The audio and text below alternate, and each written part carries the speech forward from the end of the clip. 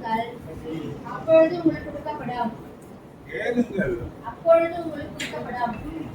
தேடுங்கள், அப்பொழுது கண்டடைவீர்கள். தட்டுங்கள், அப்பொழுது உங்களுக்கு திறக்கப்படும். ஏனென்றால் கேட்கிற எவனும் பெற்றுக் கொள்கிறான், தேடுகிறவன் கண்டடைகிறான், தட்டுகிறவனுக்கு திறக்கப்படும். ரெண்டு காரியத்தை நான் இந்த வார்த்தையில பார்க்கிறேன். ஒன்னு கேட்கும்படியான காரியத்தையும் நான் பார்க்கிறேன், ரெண்டாவது தேடக்கூடிய வார்த்தைகளையும் பார்க்கிறேன். இந்த வாரத்தின் கடைசி ஞாயிறு ஆராதனையா இருக்கிறதுனால இந்த வாக்குத்தத்தத்தை மூணாவது நிலையான தட்டுகள். அப்பொழுது உங்களுக்கு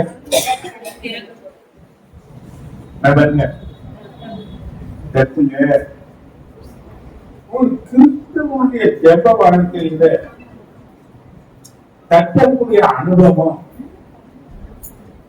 மூன்றாவது அனுபவமாக இந்த வசனத்தில் சொல்லப்பட்டிருக்கு. இந்த தட்டும் அனுபவம் பிரச்சனைகள் இருக்கு, நமக்கு நெருக்கமான சூழ்நிலைகள் இருக்கு, நமக்கு யாருக்குமே சொல்ல முடியாத பல பிரச்சனைகள் நமக்கு இருக்கு. ஆனா எல்லாருக்கும் சொல்லத்தக்க ஒருவர் இருக்கிறாரு. ஆனா நீ யாரை தட்டுனா தட்டுனா இன்னொரு பகுதி இருக்கு. 18வது அதிகாரத்துல 1-8 வருஷத்தை பார்த்தீங்கன்னா இங்க ஒரு விதவைக்கு எழுதப்பட்டு இருக்கிற வார்த்தைகள் நமக்கு தெரியும். இவனுக்கு ஒரு வழக்கு கேட்க வேண்டும், தேட வேண்டும்.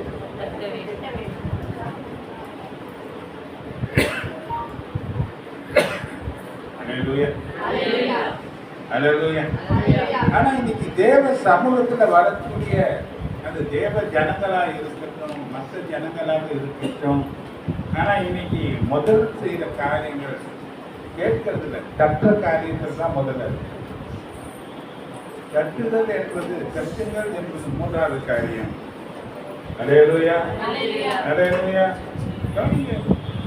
இன்னைக்கு கிறிஸ்துவை தேடாதவர்களை குறித்து அவர்கள் காணியாட்சிக்கு புறம்பானவர்கள், வாக்குத்தத்தத்தின் உடன்படிக்கைக்கு அந்நிய நம்பிக்கை இல்லாதவர்கள், இவ்வுலகத்தில் தேவனற்றவர்கள் என்று சொல்லி எபேசியர் 2:12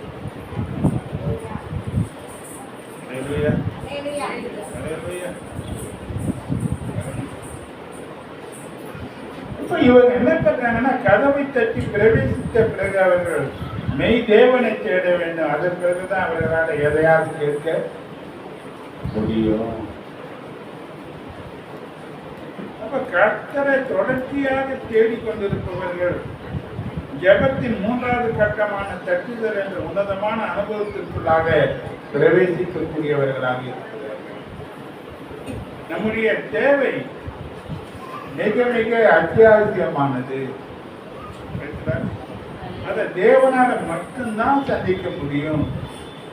சங்கீதத்தில் சொன்னாங்க, தெற்கத்தி வெள்ளங்களை போல திரையிருப்ப திருப்ப மனுஷனால முடியாது. சில திரையிருப்புகள் பார்த்தீங்கன்னா நம்ம எவ்வளோ முயற்சி செஞ்சிருப்போம், நம்மளால முடியாது. ஆனால் அதை திருப்ப தேவனால மட்டும்தான். சில பிரச்சனைகள் தேவனால மட்டும்தான் தீரணும். நம்ம பணத்தினாலேயோ ஜனத்தினாலேயோ நம்ம திறமையினாலேயோ நம்ம கிட்ட இருக்கிற ஜாதகத்தினாலேயோ அதை சரி செய்ய முடியவே முடியாது. என்பது தேவனால் மட்டும்தான் முடியும் என்பதை நம்ம உணரும் போது தேவ சமூகத்தை துணிகரமாக நின்று கதவை தட்டுகிறதுக்கு நாம் தைரியம் இல்லையா? கரெக்டாக என்ன பண்ண முடியாது, பார்க்க முடியும். அப்ப பரிசுத்த ஆவியானவரை நமக்கு துணை நின்று நம்மை ஊக்குவிப்பதனால் மட்டுமே நம்ம தேவ ராஜ்யத்தின் கதவுகளை தட்டக்கூடிய தைரியத்தை பெறுகிறோம். ஜெபம் ரொம்ப வேகம் அடையும். லூக்கா 11வது அதிகாரம் 5-10 வசனங்களை நீங்க பார்த்தீங்கன்னா ஒரு ஓமைய ஆண்டவராகிய இயேசு சொல்லுகிறார். ஒருவன் தனக்கு சிநேகிதனாய் இருக்கிறவனிடத்தில் பாதி ராத்திரியிலே போய், சிநேகிதரே, என் சிநேகிதர் ஒருவன் வழி பிரயாணமாய் என்னிடத்தில் வந்திருக்கிறான். அவன் முன் வைக்கிறதற்கு என்னிடத்தில் ஒன்றும் இல்லை. அம்பு வைக்கிறதற்கு என்னிடத்தில் நல்லா வந்து கவனிங்க, இந்த ஓமையெல்லாம் நம்ம பார்த்து நான் குறிச்சு வச்சுங்க. நீ மூன்று இருங்க. நாம சந்திக்கிற இந்த மனுஷன் பாதி ராத்திரியில தன் சிநேகிதக்காரன் வீட்டுக்கு வந்து தன் நண்பர்களுக்காக ஒரு தேவைக்காக தன் நண்பனை தொந்தரவு செய்யக்கூடிய ஒரு காரியத்தை நம்ம பார்க்கணும். பாதி ராத்திரி அவன் கதவை தட்டுறான், உள்ளந்து சத்தம், அவன் குரல் கொடுக்கறான். என்னன்னா, என் சிநேகிதக்காரங்க திடீர்னு என் வீட்டுக்கு வந்துட்டாங்க, அவர்களுக்கு முன்பாக வைப்பதற்கு என்னிடத்தில் ஒன்றும் இல்லை, 3 அப்பங்களை நீ எனக்கு கடனாத்தா என்று கேட்கிறேன். யாராம யாராம இப்ப அவன் பதில் சொல்றான், இதெல்லாம் கதவெல்லாம் மூடியாச்சு, விளக்கெல்லாம் அடிச்சாச்சு, நாங்க எல்லாம் படுத்தாச்சு, இனி என்ன பண்ணாத, தொந்தரவு செய்யாத என்று சொல்லி அவன் சொல்றதை பார்க்கிறான். ஆனா இவன் தொந்தரவு பண்ணி தன் சிநேகிதனுடைய தேவைகளை சந்திக்கக்கூடிய அப்பங்களை பெற்றுக் கொள்கிறத தான்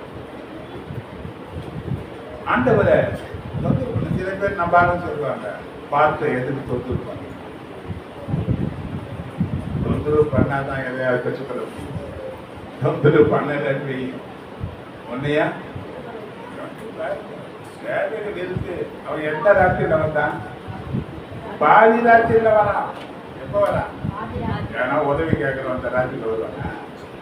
ஏன்? அவன் தேவை எப்பேற்பட்டது, அவன் பிரச்சனை எப்பேற்பட்டது. எப்பதான் அவனுக்கு அந்த தேவை இருக்கு, அந்த தேவை இருக்கிற நேரத்துலதான் அவன் வந்து கேட்க முடியும். அந்த தேவையின் மிகுதியான சூழ்நிலையை வச்சுதான் அவன் தொந்தரவு பண்ண முடியும். அந்த தொந்தரவின் நிமித்தம் அவன் சிநேகிதரா இருக்கிறது நிமித்தம் கொடுக்கறனாலும் அவன் பண்ற தொந்தரவு நிமித்தமாவது அவனுக்கு அதை கொடுப்பான் என்று ஏற்று ஒரு ஓமையில சொல்லிட்டாரு. இப்ப நம்ம தேவைகள் எவ்வளவு இருக்கு, நம்ம பிரச்சனைகள் எவ்வளவோ இருக்கு, நம்முடைய சிறையிருப்புகள் எத்தனையோ இருக்கு. எத்தனை பேர் நீ தட்டீங்க? பாதி ராத்திரில தட்டுறவங்க எத்தனை பேர்? பாதி ராத்திரில தேவ சமூகத்தில் நின்று ஜெபிக்கிறவங்க எத்தனை பேர்?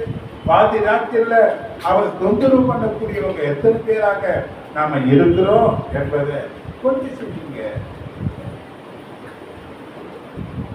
சில பேர் நினைச்சு எனக்கு சிரிக்கிறதா கோபம் வருதான்னு தெரியாது. பிரச்சனை தலைமையில வரலாம் இருக்கும், ஆனா நிம்மதி தூங்குவாங்க. எப்படிதான் தூக்கம் வருதுன்னு தெரியும். ஒரு சின்ன பிரச்சனை கூட அரசியலே இருந்தா தூக்கம் போயிடும், சமாதானம் போயிடும், நிம்மதி போயிடும். ஆனா இதுக்கு எப்படிதான் நிம்மதியா தூக்கம் வருதுன்னு தெரியல. எங்க உட்கார்ந்தாலும் தூக்கம், படுத்தவங்க கொட்ட சத்தம் எங்க போகுது, அடுத்தவன் தூக்கத்தையும் கெடுத்து இது நிம்மதியா தூங்கும். பிரச்சனை எங்க இருக்கு? இங்க சொன்னாரு, அவன் தொந்தரவு பண்ணா, அவன் சிநேகிதன் என்ற முறையில சிநேகிதனாக அவன் கொடுக்கிறான்னாலும் அவன் தொந்தரவு பண்ணது நிமித்தமாக அவன் எழுந்து கொடுப்பான்னு சொல்லும் போது, இப்ப தேவன் இடத்துல நான் பெற்றுக்கொள்ளணும். நம்ம தேவைகள் எல்லாம் எல்லா மனுஷனும் சந்திச்சிட மாட்டாங்க. சில காரியங்களை மனுஷரை கொண்டு செய்வார், ஆனா எல்லா காரியத்தையும் என்ன பண்ண முடியாது அவங்களால. சில காரியங்கள் தேவனால மட்டும்தான் ஒத்தாசைகளை அனுப்பி தர முடியும். இப்ப அவரை நம்ம தொந்தரவு பண்ணணும். எப்ப தொந்தரவு பண்ணுது? என் பிரச்சனை எனக்குதான பெருசு இல்லையா? ஒரு குருடனை பார்த்தா அவங்க பத்திமையின் பேரு, அவங்க என்ன பேரு, அவங்க அப்பா பேரு திமை, 2 பேரும் குருடன். உனக்கு யாரு? இப்ப ஏற்று வராது. அதுதான் அவனுக்கு கடைசி பயணம். ஏற்று அதுக்கு பிறகு அவர் கல்வாரி சிலுவைக்கு போக போற. வேதம் சொல்றது கடைசி பயணம். இப்ப பிச்சை எடுத்துன இருந்தவன் ஒருத்தன் கேட்கிறான், என்ன இந்த சத்தம்? ஒருத்தன் சொல்றான், நசரேயன் ஆகிய இயேசு போற. இப்போ இவன் இருக்கிற பக்கமாக யார் போறாரு? இந்த சந்தர்ப்பத்தை விட்டா இனி அவர் என்ன பண்ண முடியாது. இப்ப அவன் சத்தம் போடுறான். என்ன சத்தம் போட்டான்? தாவீதின் குமாரனே எனக்கு. இப்ப அவன் சத்தம் போட்ட உடனே இப்ப நம்ம பாருங்க இருக்கிறாங்க மிஞ்சின நீதிமன்றம் சுமார் சுமார் சுமார் யார் போறது? இயேசுநாதர் அவர் தான் அந்த ஹீரோ. ஆனா சில எடுபுடிகளுக்கு என்ன பண்ணாதுன்னா இந்த அகத்துக்கிட்டே இருக்கிற காரியம் சில பேருக்கு இல்லையா? இப்ப அவன் பிரச்சனை, அவன் பார்வை அடையணும். அவன் பிறந்ததிலிருந்து பார்க்காத ஒரு நிலை. ஆனா அவன் பார்வை இருந்த பிச்சை இருக்க வேண்டிய நிலை இருந்திருக்காது.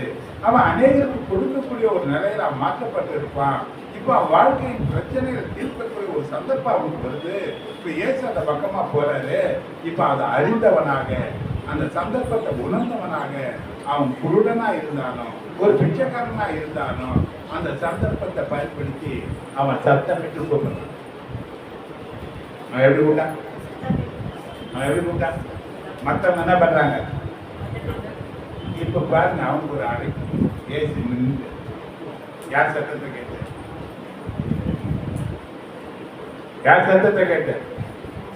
சத்தமா பேச காலில் வெள்ள யார் பேச்சு? யார் சத்தம் கேட்டது? அவன் யாரு? ஒரு குருடன், பிச்சைக்காரன். அவன் யார்? அவன் ஒரு பிச்சைக்காரன், அவன் குருடன். அந்த நாட்கள்ல இவன் குருடன் சொல்லி மேல ஒரு துண்டு அவங்க போட்டுருப்பாங்க. அடைய அந்த சால்வை போட்டுருந்த பார்த்தாங்கன்னா இவன் குருடன் அதெல்லாம் கேட்க மாட்டான். இவன் குருடன் கேட்டீங்கன்னு உதவி செய்து போயிட்டு இருப்பான். இவன் கூப்பிடுறான். ஒரு பிச்சைக்காரன், ஒரு குருடன், அவன் தேவனை நோக்கி கூப்பிடுறான். அவன் சத்தத்தை கேட்டு வேத வசனம் சொல்லுகிறது, இயேசு நின்று என்ன நின்றுட்டான்? யார் சத்தத்தை கேட்டு? ஒரு பிச்சைக்காரன், ஒரு குருடன், சமுதாயத்துல எந்த விதமான தகுதி அற்றவன், வாழ தகுதி இல்லாதவன் சொன்னவன், தவிக்கப்பட்டவன் என்று பல பேரால பேசப்பட்டவன், இப்பேற்பட்டவனுடைய சத்தத்தை கேட்டு இயேசு நிற்பாரானார். தன் ரத்தத்தை கொடுத்து, தன் ரத்தத்தை சிந்தி, தன் உயிரை உனக்காக கிரயமாக செலுத்தி தான் பிள்ளையாக ஏற்றுக்கொண்ட உன் சத்தத்தை கேட்ட நிப்பார, நிக்காம போகும். ஆனா எப்படி கூப்பிடணும்? எப்படி கூப்பிடணும்? சத்தமாக அல்லது வேகமாக தட்டுது. சில பேர் கதவு தட்டாம பார்த்தீங்கன்னா டபட்டபட்டு. சில பேர் லேசா தட்டுவாங்க, கேட்க நான் எவ்வளவு நேரம் தட்டிடுவேன், காதையே கேட்கல. சில பேர் எப்படி தட்டுவாங்க? நாமளே பதறி போய் திறக்கிற அளவுக்கு என்ன பண்ணுவாங்க? அந்த அளவுக்கு தட்டுவாங்க. என்ன காரியம் ஒண்ணுமே இல்லைன்னா எப்படி தட்டுவாங்க? இப்ப நம்ம தேவன கதவை எப்படி தட்டுறோம்? கதவு திறந்தா பொக்கிஷம் கிடைக்கும். கதவு திறந்தா உன் பிரச்சனைக்கு தீர்வு கிடைக்கும். அப்ப கதவு திறக்கப்படுவதற்கு தட்டப்பட வேண்டும். எப்படி தட்டணும்? சைலண்டாவா, சத்தமாவா? இப்ப இவன் சத்தமா தட்டினா நின்னாரு. இப்ப கூப்பிட்டு சொல்றாரு. இப்ப இவனுக்கு பாருங்க ஒரு மவுஸ், எல்லாம் கும்பலா அவங்க என்ன கூப்பிடுற எந்த மதிப்பு அற்றவனாக இருந்தானோ இயேசுனுடைய ஒரு சத்தம், அவனுக்கு அழைத்துவார்கள் என்ற ஒரு சத்தம், தேவனுடைய அழைப்பு அவனுக்கு மேல வந்ததா இல்லையோ, அவனுக்கு எவ்வளவு மவுசுங்க தாங்குறாங்க. இப்ப எல்லாம் எங்க வராங்க? இப்ப அவனை கூப்பிட்டு கேட்கிற, என்ன செய்யணும் நான் உனக்கு? அவன் கேட்டா உடனே நான் பார்வை அடையணும். விசுவாசம் பார்வை மற்ற யாரு உங்களுக்கு துணை இருக்கிறாங்கன்னு தெரியல. ஒருவேளை நாம சொல்லணும். இன்னும் சில பேர் சொல்றாங்க, நான் ஒரு அனாதை மாதிரி இருக்கிறேன், எனக்கு யாருமே துணை கிடையாது, நான் திக்கற்றவர்களா இருக்கிறேன் என்று சொல்லி உலகக்கூடிய ஏராளமான ஜனங்களை என் ஊழியத்தின் பாதையாக நான் கண்டு. ஆனா வேதம் சொல்றது, நான் உன்னை திக்கற்றவர்களாக விடமாட்டேன்னு சொல்லி இருக்கிறார்கள். அவர் நம்மளை அனாதைகளாக விட்டு விடுவது கிடையாது, நம்மளை திக்கற்றவர்களாக விட்டு விடுவது கிடையாது. அனாதையா இருக்கிற, யாருமே இல்லை, யாருமே எனக்கு சப்போர்ட் கிடையாது, யாருமே என்னை என்னன்னு கேட்கறது கிடையாது. இந்த நிலையில இன்னைக்கு யாரும் மற்ற நிலையில நீ இருக்கிறேன் என்ற ஒரு உணர்வுல, ஒரு வேதனையில, ஒரு கண்ணீரோடு கூட நீ இந்த சமூகத்துல, தேவ சமூகத்துல வந்திருப்பாயான உனக்காகத்தான் கட்டது. நான் உன்னை திக்கற்றவர்களாக விட மாட்டேன். உன் தகப்பனும் தாயும் கூட உங்களை விட்டு இருந்தா கூட நான் உன்னை விட மாட்டேன்.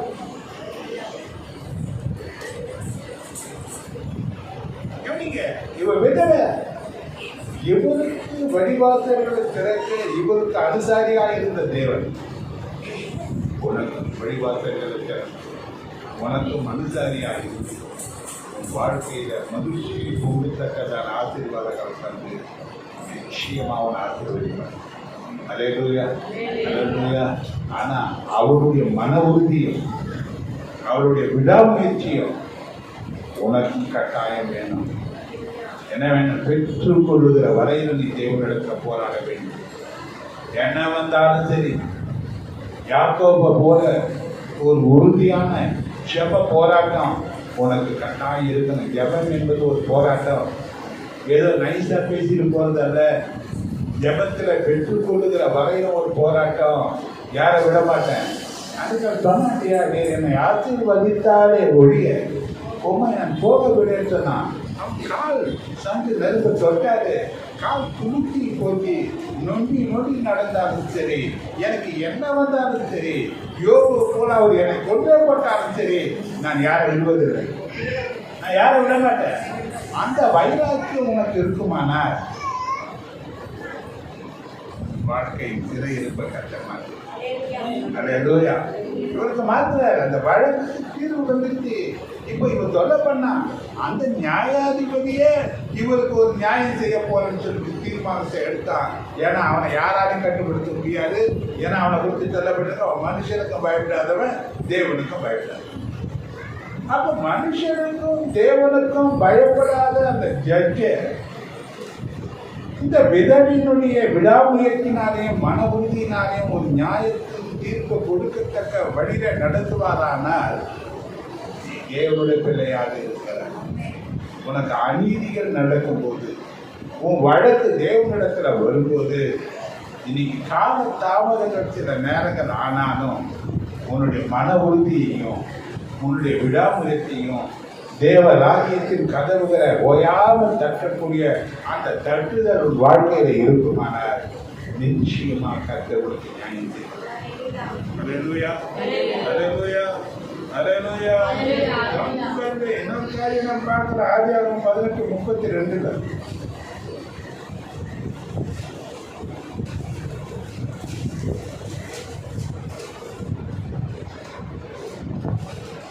அப்பொழுது அவன் ஆண்டவருக்கு கோபம் வராதிருப்பதாக நான் இன்னும் இந்த ஒரு விஷயம் மாத்திரம் பேசுகிறேன்.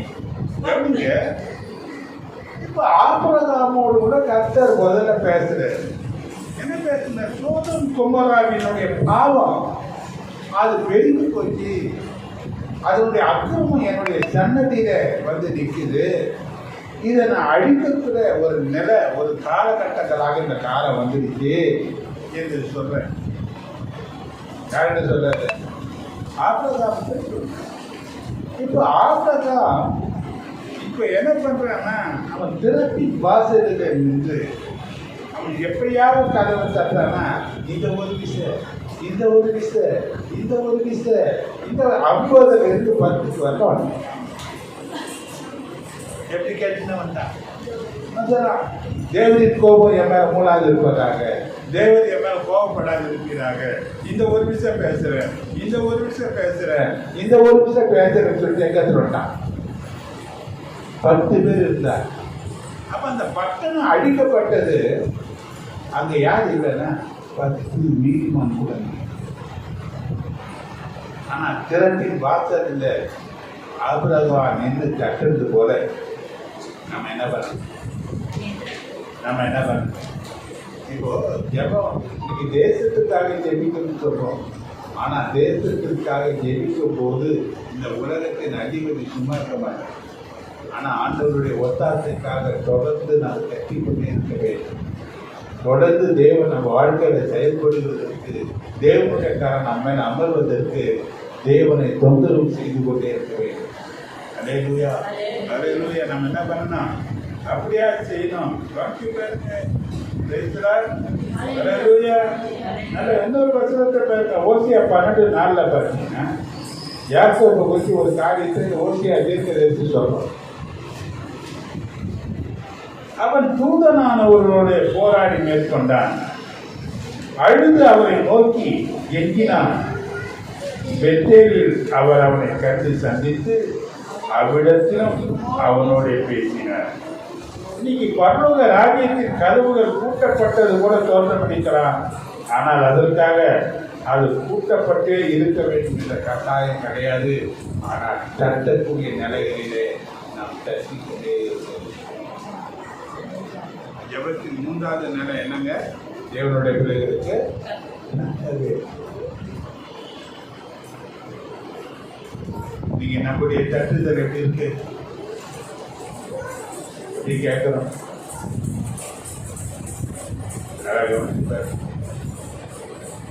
ஊழியத்தின் பாதைகள் பார்த்த பல காரியங்கள் கூடுகைக்கு போகிறதுக்கு முன்னதாகவே அங்கே இருக்கிற ஜனங்களுக்காக, அங்கே இருக்கிற சூழ்நிலைகளுக்காக, அந்த தேவனுடைய வாக்கிற்காக பல நிலைகளிலே நாங்கள் ஜெபிக்க வேண்டிய ஒரு கட்டாயம். இங்கே தட்டுக்கு அங்கே போகிறோம். தேவன் திறந்து கொடுக்கிற ஆசீர்வாதத்தை அள்ளி மற்றும் கொடுக்கக்கூடிய ஒரு உத்திராட்டத்திற்காரனாக நாங்கள் விலகி கொண்டிருக்கிறோம்.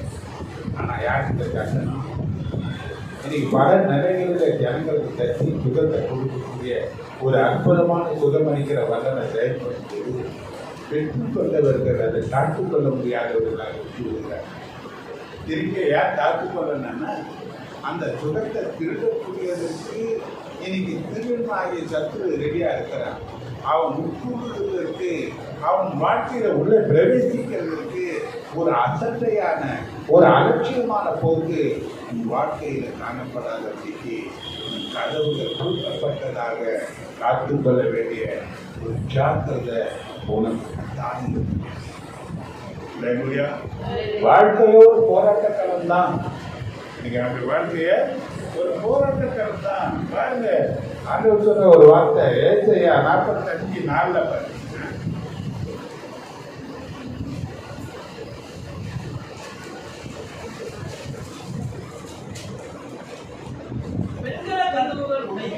வெண்கல கதவுகளை உடைத்து இரும்பு தாழ்பாள்களை முறித்து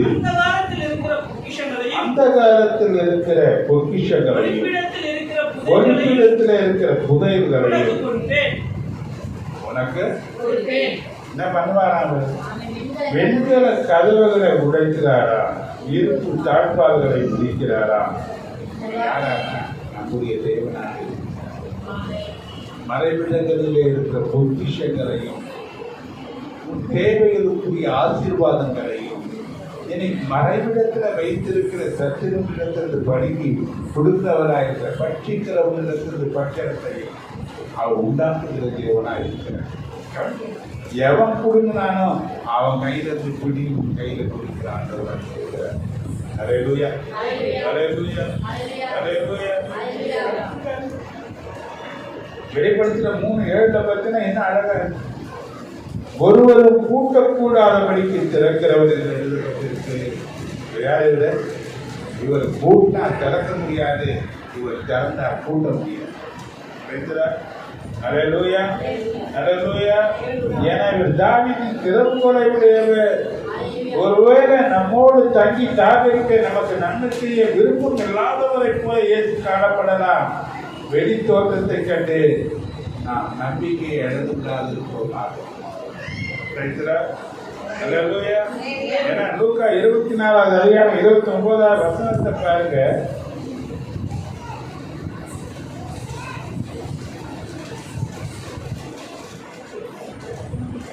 அவர்கள் அவரை நோக்கி, நீர் எங்களுடனே தங்கியிரும், சாயங்காலம் ஆயிற்று, சாயங்காலம் ஆயிற்று, பொழுதும் போயிற்று.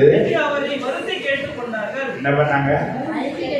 அவர் என்ன பண்ண? எப்படி கேட்கணுமா? வருந்தி கேட்க வேண்டும். ஹல்லேலூயா, ஹல்லேலூயா. கதவை தட்டி கொண்டே இருக்க வேண்டும் என்று தேவன் எதிர்பார்க்கிறார், அதை அவர் விரும்புகிறார் என்றும்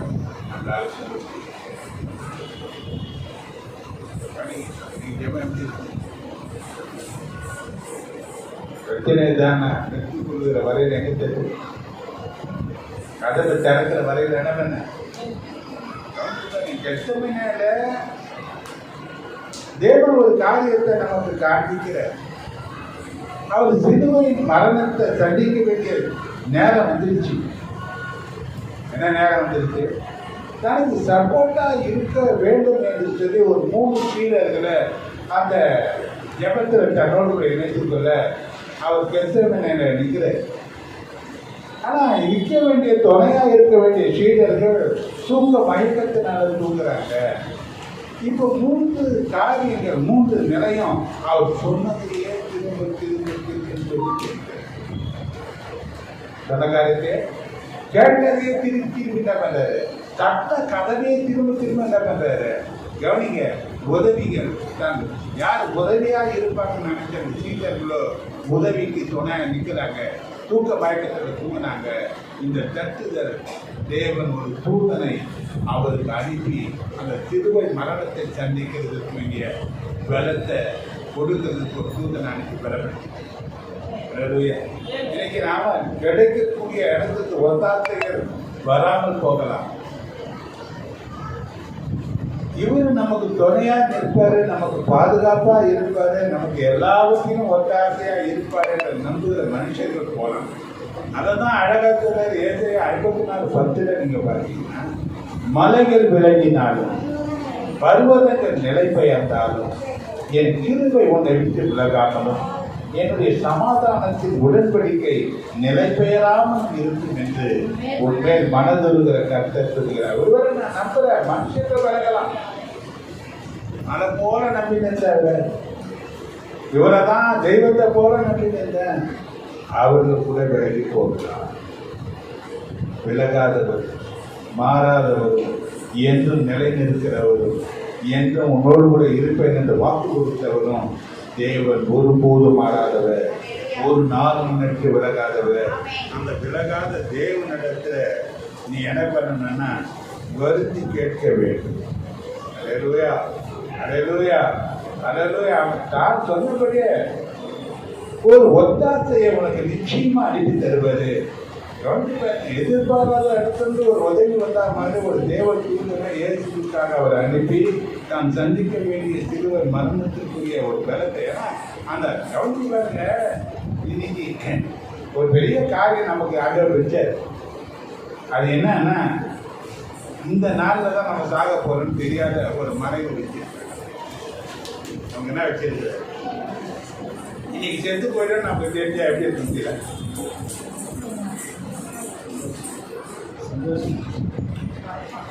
எப்படி இருப்பாங்க.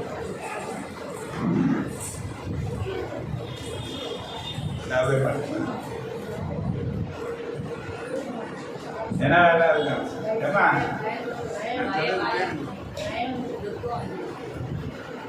ஒரு 10 நாள் கழிச்சு நீங்க சாவ போறீங்கன்னு தெரிஞ்சு போச்சு, எப்படி இருக்கீங்க.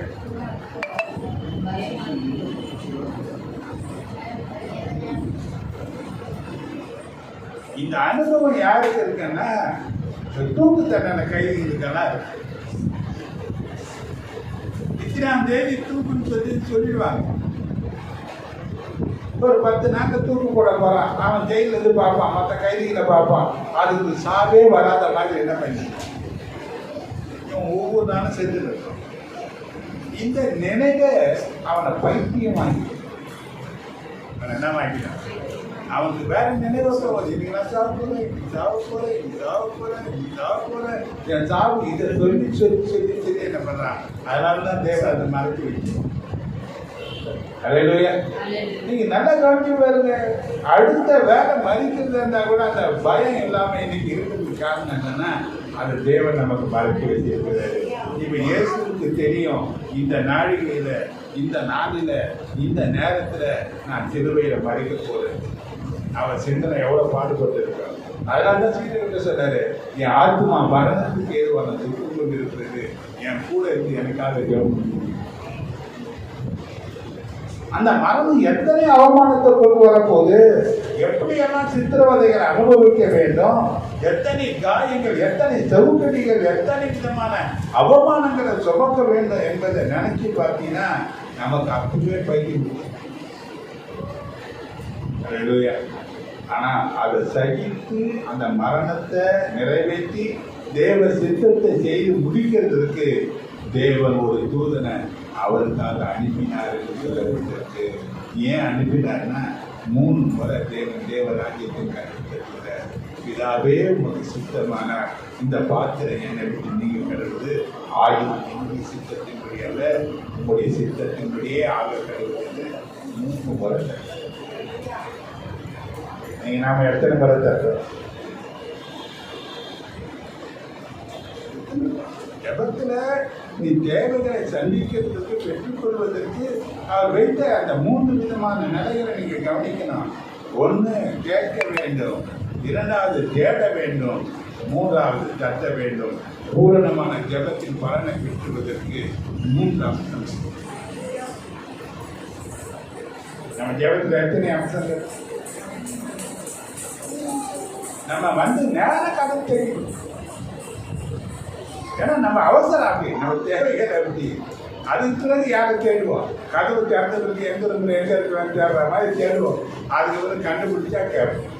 நம்ம பின்னாடி இருந்து முன்ன வருவோம். ஆனால் ஆண்டவர் வரிசை பெறுறாரு, கேடு தேடு தட்டு. என்ன பண்றாரு? இங்க இன்னொருத்தர் தட்டாரு பாருங்க. மத்திய 15வது அதிகாரம் 26, 27.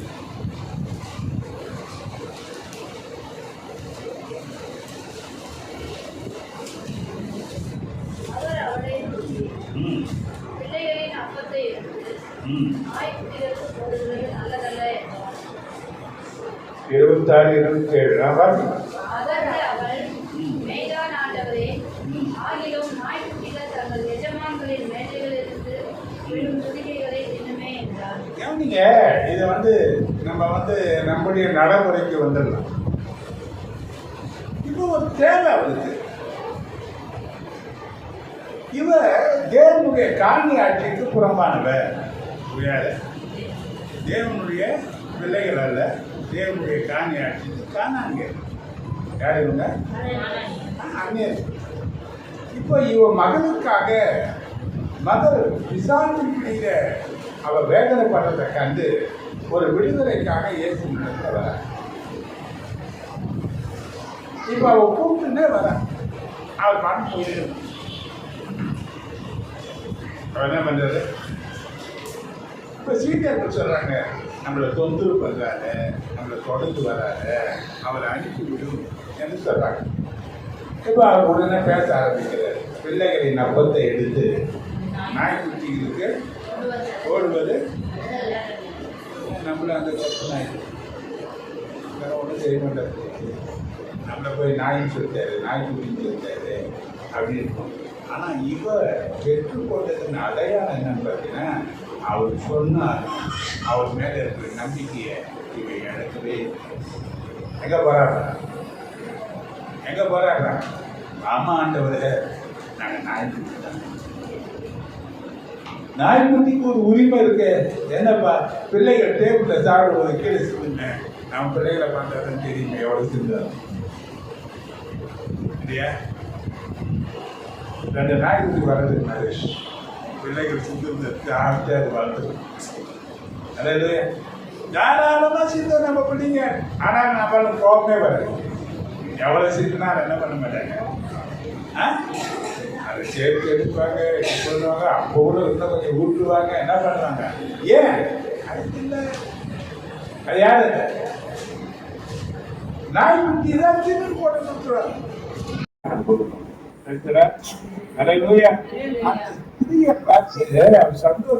மகிழ்ச்சியா அவரை பாராட்டு.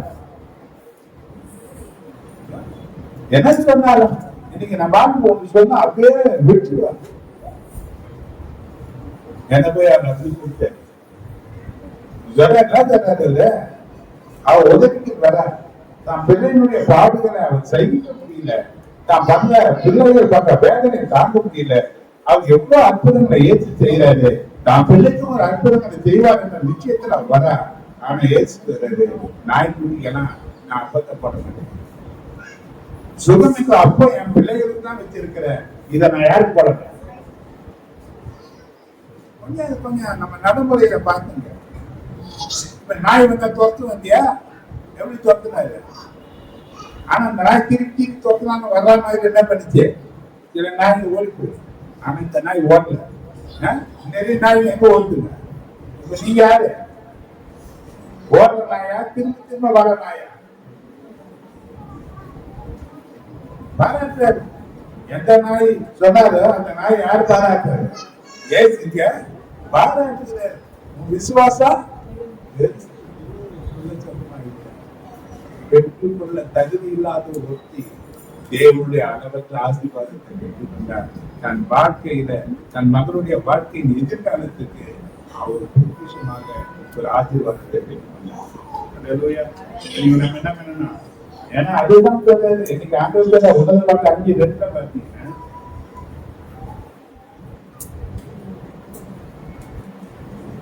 வாசிக்க முடியும். சீக்கிரமா நான் நித்திரை பண்ணினேன், என் இருதயமோ விழித்திருந்தது. கதவை தட்டுகிற என் நேசரின் சத்தத்தை கேட்டு எப்படி கட்டாரா?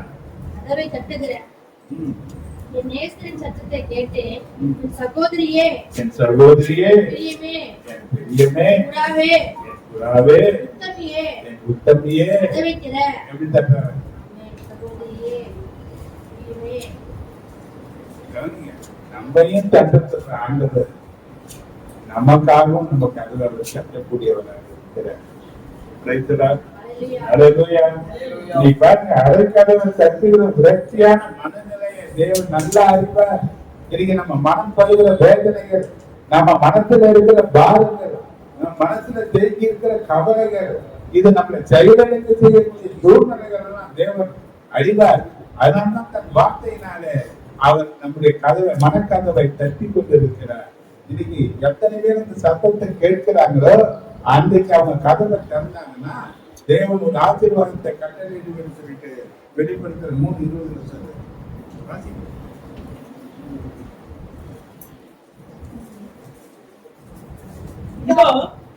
வாசற்படியிலே நின்று தட்டுகிறேன், வாசற்படியிலே நின்று தட்டுகிறேன். ஒருவன் என் சத்தத்தை கேட்டு கதவை திறந்தார், ஒருவன் என் சத்தத்தை கேட்டு கதவை திறந்தார். அவனிடத்தில் நான் பிரவேசித்து, நான் அவனிடத்தில் பிரவேசித்து அவனோட போஜனம் பண்ணுவேன், அவனோடு கூட போஜனம் பண்ணுவேன், அவனும் என்னோட போஜனம் பண்ணுவான், அவன் என்னோடு கூட போஜனம் பண்ணுவான்.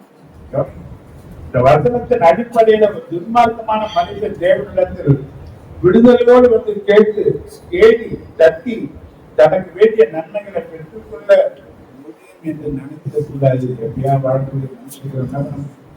இந்த வசனத்தை அவன் தனக்கு சாதகமா பயன்படுத்திக் கொள்ள முடியவே முடியாது. இங்க கவனிச்சு பாருங்க, பக்தியோடும் ஜெபத்தோடும் தெய்வீக நிபந்தனைகளை கைப்பற்றும் போது நம்முடைய ஜெபம் அங்கீகரிக்கப்படும் என்பதையே இந்த வசனம் நமக்கு உறுதிப்படுத்திட்டாங்க. பிள்ளைகளுக்காக வச்சிருக்கிறார். பிள்ளைகளுடைய பாரத்தை கர்த்தர் அறிந்திருக்கிறார்.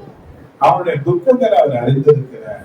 அவருடைய கண்ணீரை தன் கணக்கில் வைத்திருக்கிறார். அவர்கள் கவலைகள் எல்லாம் தன்னை ஏற்றுக்கொண்டிருக்கிறார். இந்த தேவன் உன் பாரங்களுக்கு உனக்கு முத்த துணையான நண்பனாக உன்னோடு கூட இருக்கிறதுனால, நீ அவரையே சார்ந்து இருக்கிறதுனால உன் தேவைகளை அறிந்த தேவன் உனக்கு அற்புதங்களை செய்யக்கூடியவர் என்பதுதான் இந்த வசனம்.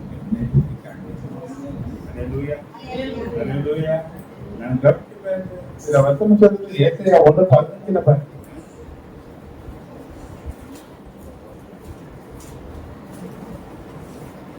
நீங்கள் உங்கள் கைகளை விரித்தாலும் என் கண்களை உங்களை விட்டு மறைக்கிறேன். நீங்கள் மிகுதியாய் ஜெபம் பண்ணினாலும் கேளேன். உங்கள் கைகள் இரத்தத்தினால் நிறைந்திருக்கிறது. ஏன் கேட்க மாட்டாரு? உங்கள் கைகள் பாவத்தினால நிறைஞ்சிருக்கு. ரத்தத்தின் அடையாளம் பாவக்கரைகள். பாவக்கரைகளிலே நிறைந்திருக்கிற ஒரு மனுஷனுடைய ஜெபத்தை தேவன் என்ன பண்ணதில்லை. அவங்க ஜெபித்தாலும் தன் கண்களை அவர்களுக்கு மறைத்துக் கொள்கிறேன் என்று சொல்கிறார். புதிய ஏற்பாடு யாக்கோபு 4:3 நீங்க பாத்தீங்க. நீங்கள் விண்ணப்பம் பண்ணியும்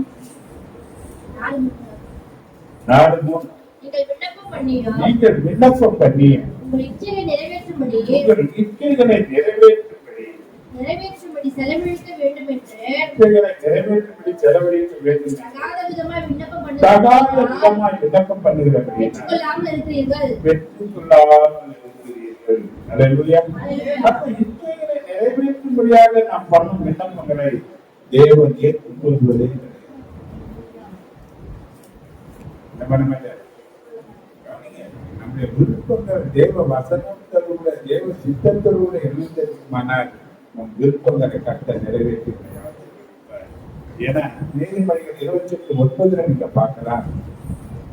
வேதத்தை கேளாதபடி தன் செவிய விளக்குகளுடைய ஜெபம் அருவருப்பானதாகும்.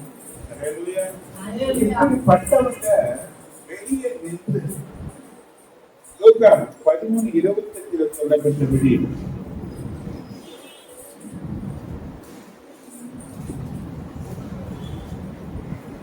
வீட்டு எஜமான் எழுந்து கதவை பூட்டின பின்பு நீங்கள் வெளியே நின்று ஆண்டவரே எங்களுக்கு திறக்க வேண்டும் எங்களுக்கு திறக்க வேண்டும் என்று சொல்லி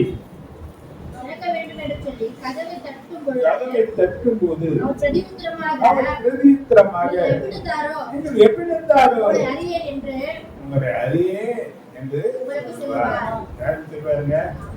வேதத்தை கேளாதபடி தன் செவியை விளக்குகின்ற ஜெபத்தை தேவன் அருவருப்பாக பார்க்கிறார். அவன் என்னதான் கதவை தட்டினாலும் அவனுக்கு பதில் வருது, நீ எவ்விடத்தாரோ நான் உங்களை அறியாத ஜனங்களுக்கு தேவன் கதவை அடைக்கிறார். கடைசி ஒரு வசனத்தை வாழ்க்கை சகையா 7:13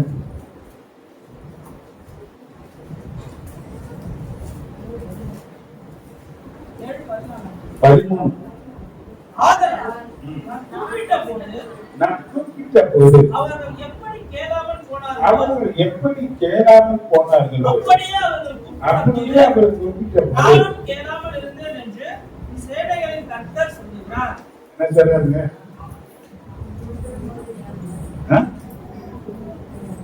அவர் கூப்பிடும் போது நீ கேட்காம போனீங்க, நீ கூப்பிடும் போது அவர் கேட்காம போயிடுவார்.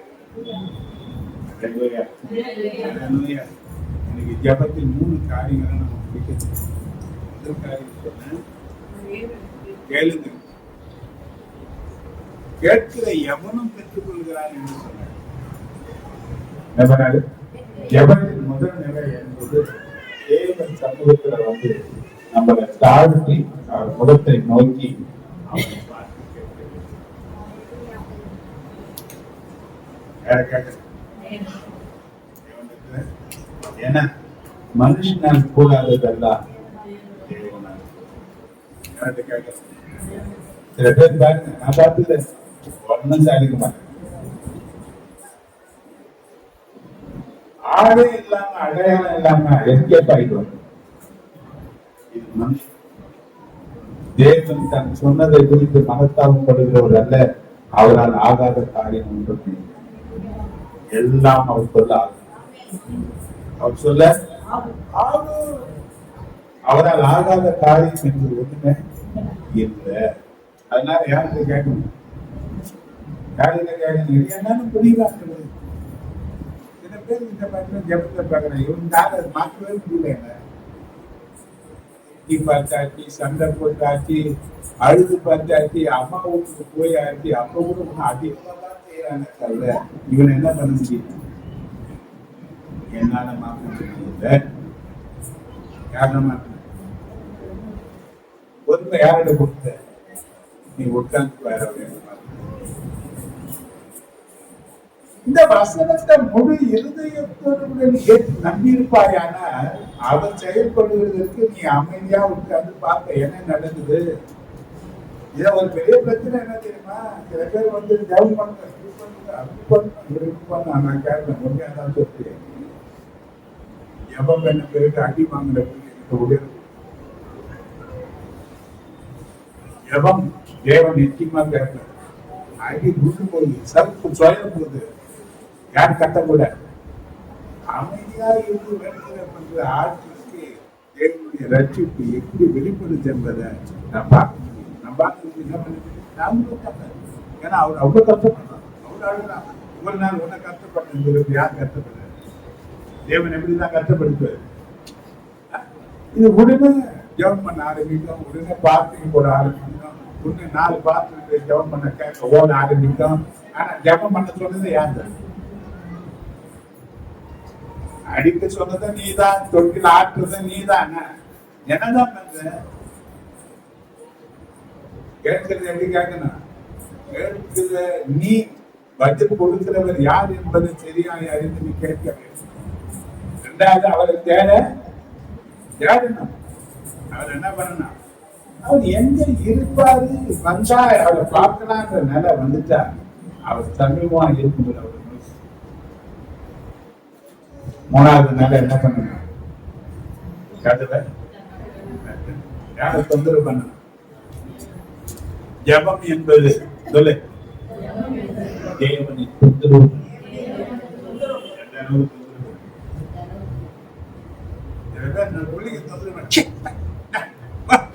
சொல்லமா இல்லையா? வெட்டு சர்ச்சு விசி வச்சிருமா இல்லையா? தேவனுக்கு கொடுத்து ஏராளமா இருக்கு. அவர் பார்ப்பாரு தொந்தரவு. அது அவரு சந்தோஷப்படுத்த. நீ சந்தோஷப்படுத்த. ஒரு மனுஷன் சர்ச்சு போய் தான் பிள்ளைகள் கொடுக்குறாங்க. எவ்வளவுதான் செய்து சொல்றாங்க. எப்பத்திலும் செய்யணும். உனக்கு அப்பத்திலும் இது வந்து செய்து தாங்குற. இன்னும் எவ்வளவு காலம் தான் நான் செய்யுது. எப்ப பார்த்தாலும் வந்து என்ன பண்ற? யாரை தொல்லை பண்றேன்? இனி என்கிட்ட வராதுக்கு கீழ் விசிட் பண்றாங்க கூட. அடுத்த கூட வரும்போது இதுதான் சொல்றோம், இதேதான் தட்டுகிறதுக்கு பவர் அதிகம். தட்டுகிறதுக்கு என்ன சொன்னாலும் பரவாயில்ல. நாயா சொல்லு, நாய்க்குட்டியா சொல்லு. ஆனா நான் என்ன பண்ண மாட்டேன்.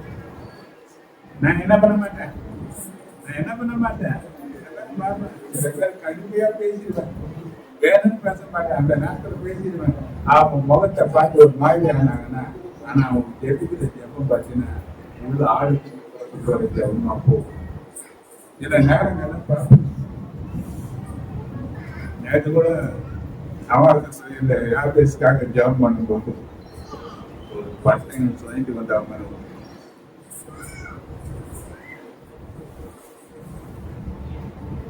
ஜபகரம் பண்ணும்போது ஆயுக்குரிய கண்களை அந்த திறக்கப்பட்டு ஒரு பட்டம் யாரு மேல உண்டுச்சு. இவர் மேல வந்து ஒத்துக்கு. எப்போ? அப்போ தேவன் இனி என்ன செய்ய போறாருன்றது அவருக்கு தெரியும். நாம ஒரு காரியங்களை வச்சுட்டாங்க. அப்ப ஆழம் அந்த உள்ளத்திலிருந்து புறப்பட்டு வரக்கூடிய தேவனுடைய வார்த்தை வல்லமை நமக்கு பரலோகத்தின் தரிசனங்களோடு கூட சில ரகசியங்களோடு கூட கர்த்தர் என்ன பண்ணுங்க என்ன பிரச்சனை விஷயம் அந்த பிரச்சனைக்காக என்ன பண்ண யாருக்கும் தெரிஞ்சு பிரயோஜனம் கிடையாது. பரிகாரி ஆகிய டாக்டர் என்ன பண்ண அவரை தொந்தரவு பண்ணு. யாரும் சொல்ல மாட்டாங்க. என்ன தொந்தரவு பண்ணி யாரும் சொல்ல மாட்டாங்க. அவர் சொல்றாரு, எனக்கு நீ தொந்தரவு பண்ணு, நான் கொடுக்கிற வரல என்ன தொந்தரவு பண்ணு, நான் நிச்சயமா கொடுப்பேன், நீ சந்தோஷப்படுறதுக்காக கொடுப்பேன். நான் சொல்றாரு யோவான் 16:24 நீங்க பார்த்தீங்கன்னா இதுவரைக்கும் நீங்கள் என் நாமத்தினாலே ஒன்றும் கேட்கவில்லை. என்ன கேட்கல? கேளுங்கள், அப்பொழுது உங்கள் சந்தோஷம் நிறைவாய் இருக்கும்படி பெற்றுக் கொள்வீர்கள். எப்படி பெற்று வருவீங்க? சந்தோஷம் நிறைவாய் இருக்கும்படி. கொடுக்கிறதே இருக்குன்னா நீ சந்தோஷப்பட. நீ வேதத்துல எவ்வளவு காரியங்கள் இருக்கு. சகரியாவும் எலிசபெத்தும் வயது முதிர்ந்தவர்களானார்கள். யாரு இவன் அந்த அம்மா சொன்னான், கர்த்தர் என்ன கர்த்தரின் மேல் கடாட்சம் வைத்தார். யாருக்கு கடாட்சம் வச்சாரா? அவங்களுக்கு சில கண்டிஷன் இருக்கு, சில காரியங்கள் அவங்க செய்யற காரியங்கள் இருக்கு. இப்ப நாமளும் ஆண்டுக்கு என்ன பண்ணணும்? கடாட்சங்களை வரணும், நாம சொல்ல பண்ணணும், நம்ம கேட்கணும். விடாப்பிடியா என்ன பண்ணணும்? பெற்றுக் கொள்ளுகிற வரையில தேவனை விடவே அந்த அளவுக்கு ஜபங்கள். இந்த மாசத்தை பார்ப்பதற்கு கேளுங்கள், அப்பொழுது கேளுங்கள், அப்பொழுது தட்டுங்கள். நதியோட நாம் ஆண்டவரை காணிக்க கொடுத்து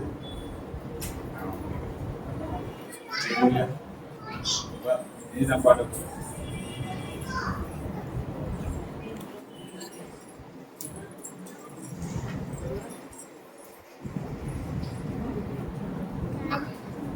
மலைகள் விலகி போனாலும் பர்வதங்கள் பெயர்ந்து போனாலும் மலைகள் விலகி போனாலும் பர்வதங்கள் பெயர்ந்து போனாலும் அவர் திருமை அவர் இரக்கம் மாறாது என்ற வாழ்விலே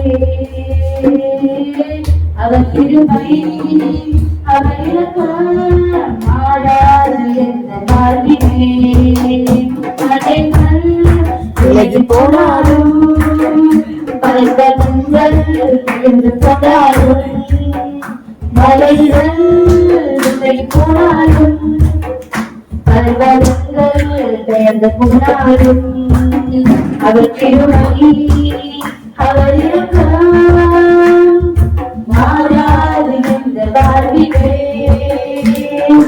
என்னை விட்டு விலகாத ஆண்டவர் என்னை ஒருபோதும் கைவிடாத செய்கிறார் என்னை விட்டு விலகாத ஆண்டவர் என்னை ஒருபோதும் கைவிடாத செய்கிறார் எனக்காக ஜீவன் தந்த ரட்சகர் என் வாழ்வில் போதுமானவர் எனக்காக ஜீவன் தந்த ரட்சகர் என் வாழ்வில் போதுமானவர் மலைகள் விலகி போனாலும் பர்வதங்கள் பெயர்ந்து போனாலும் மலைகள் விலகி போனாலும் பர்வதங்கள் பெயர்ந்து போனாலும் அவர் திருமை அவர் இரக்கம் மாறாது என்ற வாழ்விலே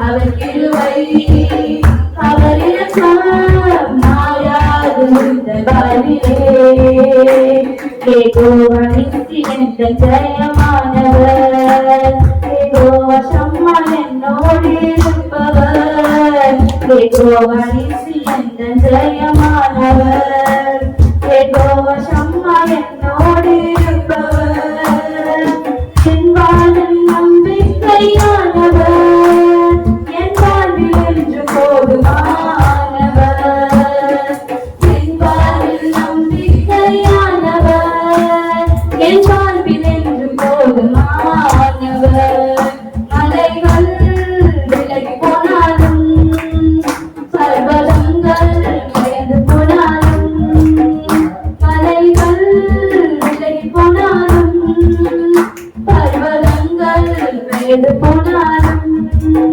அவர் கிருபை அவர் இரக்கம் மாறாது என்ற வாழ்விலே அவர் கிருபை அவர் இரக்கம் மாறாது என்ற வாழ்விலே ஏகோவா ரப்பா என்ற சொந்தமானவர் ஏகோவா ரூபா என்ற மீட்பரானவர் ஏகோவா ரப்பா என்ற சொந்தமானவர் ஏகோவா ரூபா என்ற மீட்பரானவர் வருவாமல் என்னை என்று காப்பவர் என் வாழ்வில் என்றும் போதுமானவர் வருவாமல் என்னை என்று காப்பவர் என் வாழ்வில் என்றும் போதுமானவர் மலைகள் விலகி போனாலும் பர்வதங்கள் பெயர்ந்து போனாலும்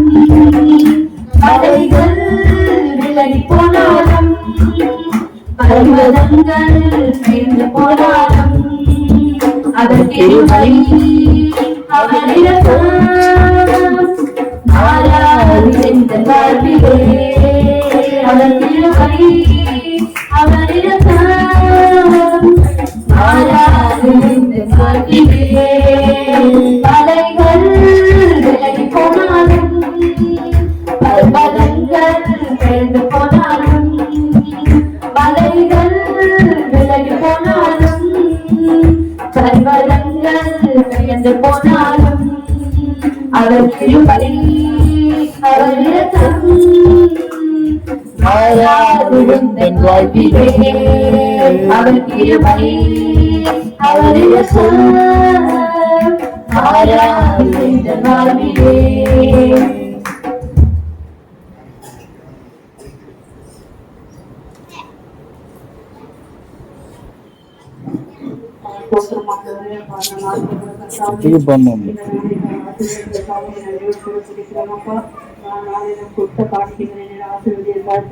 அப்பா இன்னும் கர்த்தாவே அவர்களுக்கு வருமானங்களை ஆசீர்வதித்து இன்னும் அதிகமாய் கொடுக்கிற கைகளை பிரயாசித்து ஆசீர்வதிக்கிறது.